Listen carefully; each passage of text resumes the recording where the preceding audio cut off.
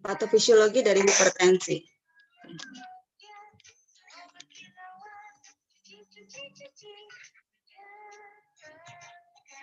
Hipertensi ada dua, yaitu esensial atau primary hipertensi. Ini adalah hipertensi yang tidak jelas penyebabnya. Yang ini yang paling banyak, 95% pasien dengan hipertensi itu masuk kategori esensial hipertensi. Sedangkan yang kedua adalah sekunder hipertensi. Ini hipertensi yang diketahui penyebabnya. Misalnya ada keadaan kolesterol, aldosteron yang tinggi, ya.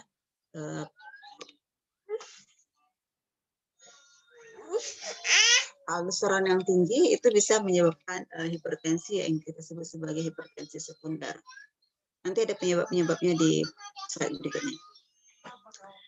Ini saya masih pakai JNC 7 ya, tahun 2003. Jadi normal kalau dia baik JNC 7 maupun ESC 2003 itu kategori normal itu kalau sistol di bawah 120, diastol di bawah 80. Kalau dia udah antara 120 sampai 139 maupun 80 sampai 89 itu untuk yang JNC 7 itu udah masuk prehipertensi.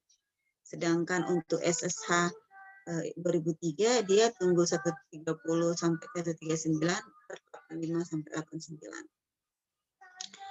Terus untuk JNC 7 pembagian hipertensi itu dibagi dua.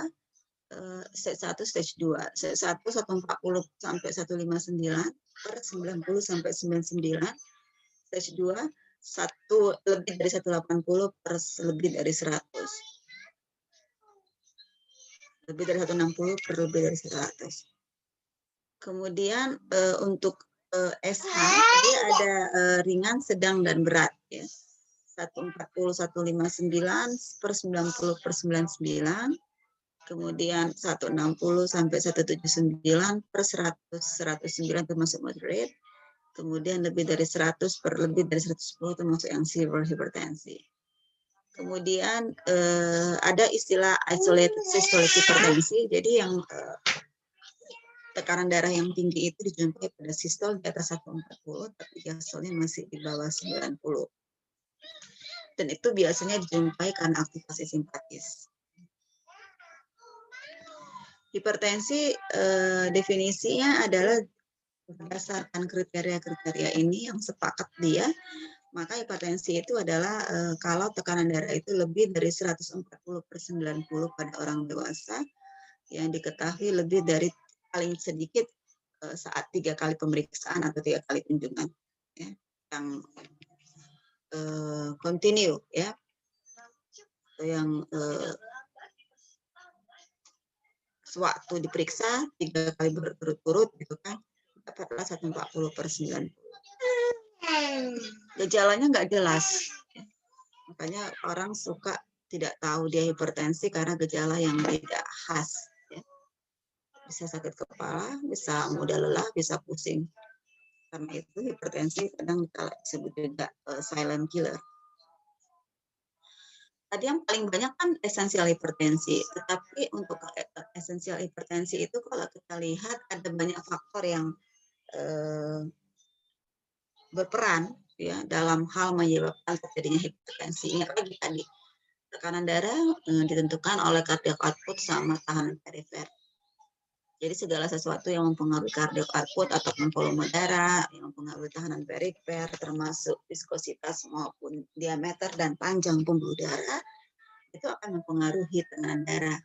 Jadi pada esensial hipertensi akan kita jumpai bisa jadi nanti adanya compliance arteri yang berkurang, disfungsi endotel, metabolisme glukosa yang abnormal, kemudian disfungsi neurohormonal, jadi ketidakseimbangan sistem saraf otonom, sekresi epinefrin, kemudian fungsi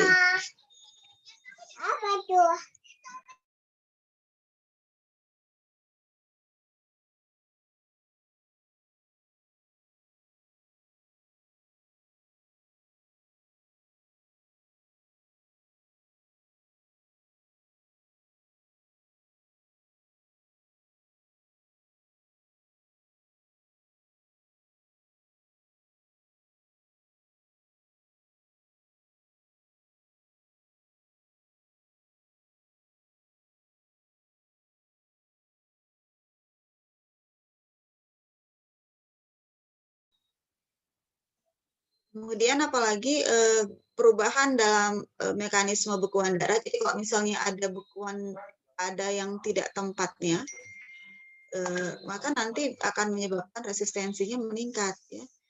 Kemudian, metabolisme insulin yang abnormal, hipertrofi, dan disfungsi daripada ventrikel kiri, aterogenesis yang meningkat, metabolisme lipid yang abnormal, misalnya pada dislipidemi, dan obesitas. Jadi ini nantilah yang akan merupakan faktor resiko pada hipertensi.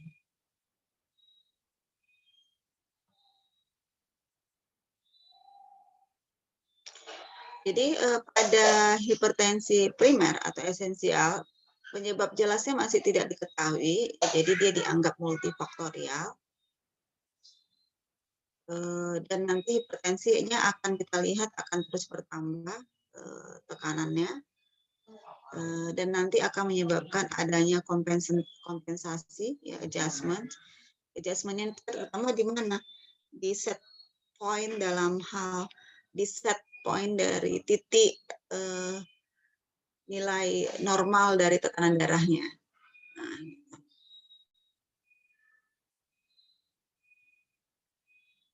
jadi faktor-faktor yang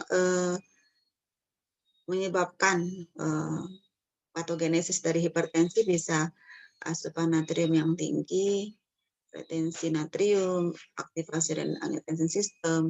Jadi kalau misalnya asupan garam yang tinggi itu kan garam kan sifatnya menarik air ya. Jadi nanti volume intravaskularnya meningkat. Kemudian retensi natrium di ginjal sama ya, jadi nanti akan mempertahankan air volume darah lebih banyak. Renal angiotensin system, renin angiotensin aldosteron system. Jadi nanti retensi garam, retensi air, aktivasi sistem saraf simpatis ya. Stres dan aktivasi sistem saraf simpatis akan menyebabkan vasokonstriksi, tangan perifer yang meningkat, disfungsi endotel, obesitas, insulin resistensi, dan faktor genetik. Jadi diketahui bahwasannya hipertensi ini juga berperan faktor genetik ya. Jadi orang dengan orang tua hipertensi akan beresiko lebih tinggi untuk mengalami hipertensi. Jadi kalau kita lihat patofisiologinya jadi dari sini ya, cardiac output dan tahanan perifer. Jadi cardiac output kan kita ketahui dipengaruhi oleh stroke volume dan heart rate ya. Ini untuk stroke volume kan ditentukan oleh preload sama daya kontraktilitas. Preload ditentukan oleh volume darah, venous konstriksi. Jadi kalau volume darah tinggi misalnya karena asupan ataupun retensi garam yang tinggi, akan meningkatkan cardiac output dan akan meningkatkan tekanan darah. Kontraktilitas yang tinggi misalnya aktivasi simpatis yang berlebihan misalnya pada keadaan stres ya. Nah, itu juga akan menyebabkan peningkatan cardiac output. Jumlah nefron yang kurang itu akan menyebabkan berkurangnya filtrasi sehingga nanti akan menyebabkan venous konstriksi ya, sehingga nanti preload akan meningkat, cardiac output akan meningkat. Untuk genetik dia lebih ke membran sel yang mengalami perubahan yang kita sebut nanti menyebabkan terjadinya functional konstriksi dan juga menyebabkan hipertrofi ventrikel kiri akan menyebabkan peningkatan tekanan perifer. Obesitas, hiperinsulinemi sama ya menyebabkan struktural hipertrofi. Kemudian faktor-faktor dari endotel. Endotelium itu dia bisa menghasilkan faktor-faktor konstriktor dan faktor-faktor vasodilator. Ya. Dan pada keadaan normal, dia seimbang yang bersifat vasokonstriksi dan vasodilatasinya.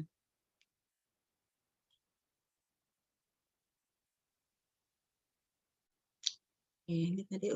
Jadi nanti pada functional vasokonstriksi, nanti awalnya dia kan ketika adanya stimulus yang menyebabkan vasokonstriksi, dia akan ikut vasokonstriksi sampai akhirnya nanti remodeling.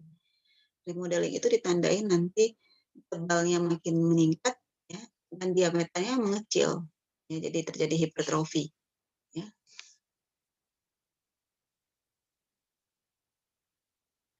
dari angiotensin 2, masih ingat kan sistem renin-angiotensin aldosteron? Jadi renin akan mengubah angiotensin 2 menjadi angiotensin 1. Kemudian oleh angiotensin converting enzyme, dia akan mengubah angiotensin 1 menjadi angiotensin 2. Dan nanti angiotensin 2 akan duduk di reseptornya, apakah reseptor 1 ataupun di angiotensin. Sebenarnya angiotensin 2 ini banyak reseptornya. Ya. Tapi yang kita bahas yang type 1 sama type 2. Yang type 1 dia lebih cenderung meningkatkan efek vasokonstriksi, pertumbuhan, proliferasi, anti-natriuresis. Jadi dia meningkatkan efek simpatis ya. Produksi aldosteron, endotelin, katekolamin, PA1, adhesin molekul, dan growth factor. Pas angiotensin type 2, ya reseptor angiotensin 2 type 2-nya, dia kebalikannya ya, menyebabkan vasodilatasi, menghambat pertumbuhan sel, diferensiasi sel, apoptosis, dan natriuresis. Dan juga menyebabkan pengeluaran nitric oxide.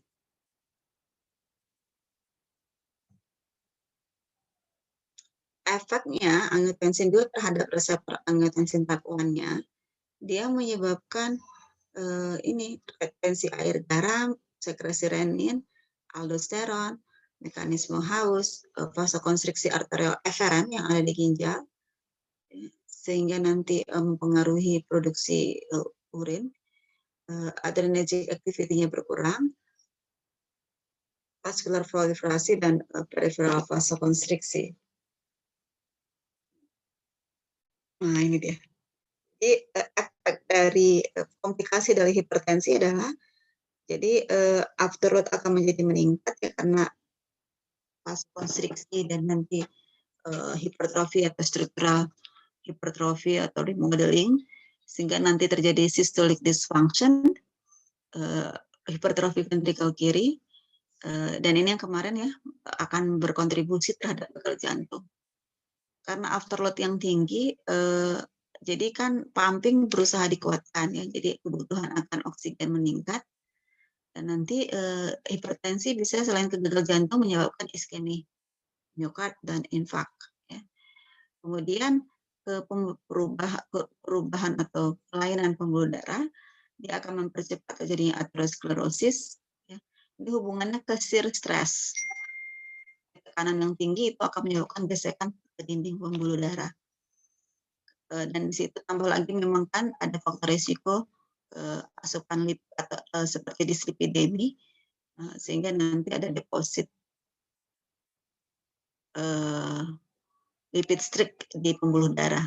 Ya, jadi mempercepat aterosklerosis kalau hipertensi. Ke pembuluh darah koroner jadi menyebabkan suplai oksigen berkurang, jadi iskemi, miokard dan infak miokard. Ke pembuluh darah otak akan terjadi iskemik ataupun stroke, baik hem maupun non-hem. Kemudian ke aorta terjadi aneurisma dan diseksi. Jadi aneurisma ini dilatasi daripada pembuluh darah. Kemudian hipertensi juga bisa menyebabkan dinding pembuluh darah menjadi lemah. Ya. Tadi ke aorta juga menyebabkan dilatasi, ke otot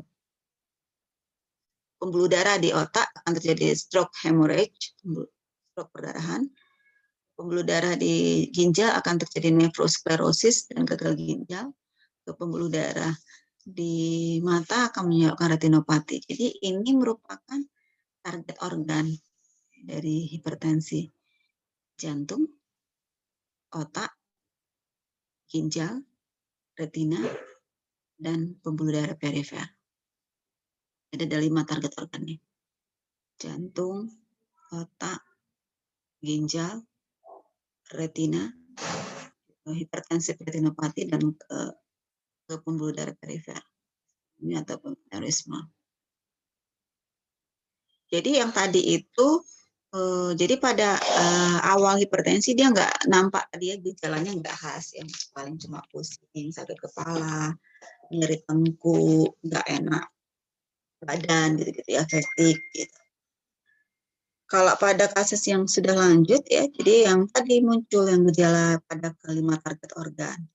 Jadi hipertensi retinopati, jadi kalau dilihat dengan oftalmoskop, ya, funduskopi, akan dilihat arterial di retinanya menyempit, kemudian perdarahan di retina, dan adanya papil edem, yaitu pembengkakan daripada nervus opticus. Kemudian hipertrofi ventrikel kiri, jadi kalau udah hipertrofi ventrikel kiri itu berarti sudah sangat lama sekali hipertensinya. Dan hipertensi ginjal. Nah, ini tadi target organnya. Bisa ke otak, stroke ataupun TIA, transient ischemic attack, ginjal nefropati atau gagal ginjal, pembuluh darah, tadi atherosclerotic plaque, ya, terserah mau di mana. Arteri femoralis, arteri iliaka, arteri karotid atau aorta. Retina, retinopati, jantung, tadi gagal jantung, iskemik ataupun infak jantung. Bagaimana hipertensi bisa merusak ginjal? Ya, jadi mulai dari menyebabkan aterosklerosis, vasokonstriksi daripada pembuluh darah arterial aferen, ya, atau preglomerular vessels, berkurangnya jumlah nefron, kemudian nanti tonus arterial aferen dan eferen yang tidak seimbang. Jadi kalau ke ginjal itu ada namanya nefron. Nefron itu ada glomerulus. Glomerulus itu tempat filtrasi. Yang difilter itu kan darah. Pembuluh darah yang masuk ke glomerulus namanya arterial aferen. Yang keluar dari glomerulus namanya arterial eferen. Normalnya kan harus seimbang. Tapi pada keadaan hipertensi terjadi ketidakkeseimbangan. Terus kan mekanisme autoregulasi ketika terjadi hipertensi nanti arterial aferen dia vasokonstriksi. Akibatnya nanti bisa menyebabkan iskemi ginjal, terjadi perubahan tubulus dan interstisial, perubahan glomerulus, kemudian ini tadi ya ketidakseimbangan daripada glomerular hyperpressure, terjadi juga perubahan glomerulus. Nanti akhirnya hipertensif nefropati, dan bisa jadi gagal ginjal. Untuk ke sistem saraf pusat ya, lesi yang ditimbulkan akibat hipertensi, aterosklerosis, adanya sklerosis hyaline, adanya mikroaneurisme, kerusakan self regulasi. Nanti akan iskemi, perdarahan, edem, bisa demensia, ya, jadi Alzheimer et causa demensia, demensia et causa gangguan vaskularisasi di otak. Ya. Jadi onset terjadinya pikun pada orang dengan hipertensi itu bisa lebih cepat. Ya. Kemudian stroke dan encephalopati.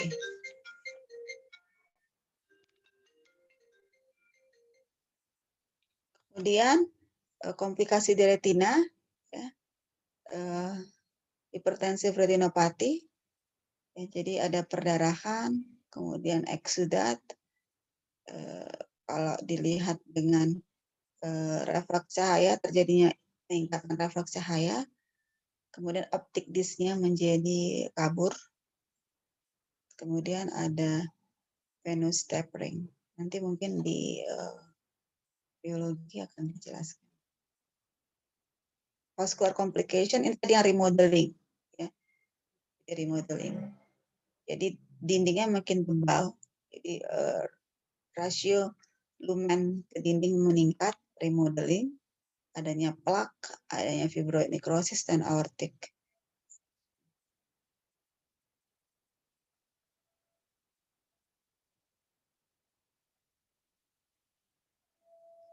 Kerusakan di jantung, jadi hipertensi merupakan faktor risiko utama untuk gagal jantung dan faktor risiko utama juga untuk iskemik kardiomiopati. Gagal jantung meningkat sejalan dengan ini. Jadi prevalensi untuk gagal jantung semakin meningkat, tetapi untuk iskemik kardiomiopati berkurang. Ini disebabkan karena diagnosis ya yang cepat, ya, makanya dia berkurang. Antihipertensi treatment akan mengurangi ischemic heart disease sebesar 16% selama 10 tahun dan lebih dari 25% ya pada durasi yang lebih lama lagi. Efek dari hipertensi terhadap jantung, left ventricular hypertrophy, heart failure, coronary heart disease, dan aritmia. Lesi jantung akibat hipertensi, ini tadi ya, terjadi hipertrofi daripada serep otot jantung, semakin banyak kolagen, ya, menyebabkan left ventricular hypertrophy, heart failure, gagal jantung, dan aritmia.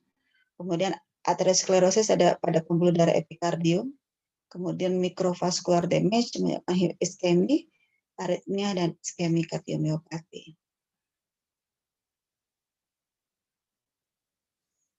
Oke, jadi patogenesis dari left ventricular hypertrophy, jadi volume dan tekanan yang meningkat, ya, itu akan menyebabkan lama-lama nanti pompa jantungnya makin kuat dan akhirnya terjadi hipertrofi daripada ventrikel. Ditambah lagi memang karena adanya faktor resiko usia, jenis kelamin pada usia laki-laki, pada perempuan sebelum menopause itu lebih tinggi, tapi kalau udah menopause laki-laki dan perempuan sama resikonya. Genetik, ras, ya, kemudian obesitas, faktor-faktor neurohormonal, angiotensin 2, aldosteron, dan angiotensin converting enzyme.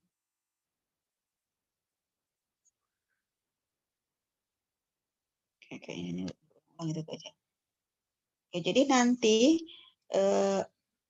faktor resikonya obesitas, DM, rokok, dislipidemia, DM. Oke. Jadi dari hipertensi sampai mau heart failure itu dia puluhan tahun. Ya. Jadi dia remodeling dulu ventrikel kirinya, disfungsi sistolik atau diastolik, ya. Baru nanti dari gagal jantung akan menyebabkan kematian. Kita tahu gagal jantung itu adalah akhir dari penyakit jantung. Nah, untuk yang hipertensi sekunder, penyebabnya paling sering itu adalah penyakit pada parenkim ginjal, hipertensi renovaskular, kelebihan aldosteron atau mineral kortikoid, dan sleep apnea. Yang jarang itu pheochromocytoma, ini adalah katekolamin yang berlebihan, glucocorticoid excess atau kelebihan glucocorticoid ataupun sindrom Cushing, coarctatio aorta, gangguan pada pembuluh darah aorta, hiper ataupun hipotiroidism. Oke. Terima kasih. Sampai sini ada pertanyaan?